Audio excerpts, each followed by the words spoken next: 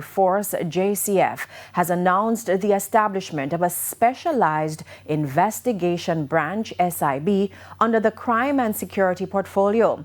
In a release, the JCF says that this is a part of the organization's ongoing modernization and transformation agenda. Now, the SIB is a consolidation of several elite investigative branches of the JCF to include the Fraud Squad and Financial Crimes Investigation Division, the National Strategic Anti-Gang Division, including the Stolen Motor Vehicle Unit, the Transnational Crime Investigation Division, encompassing Trafficking in Persons, Intellectual Property Crime, Kidnapping Unit, Special Investigation Unit, the Jamaica Fugitive Apprehension Team, the Legal and Quality Management Unit. Now, the establishment of the SIB is intended to create stronger operational synergies across these specialized areas, while enhancing accountability, quality assurance, and the prosecutorial readiness. The branch will work closely with the Forensic Services Branch to ensure that investigations are supported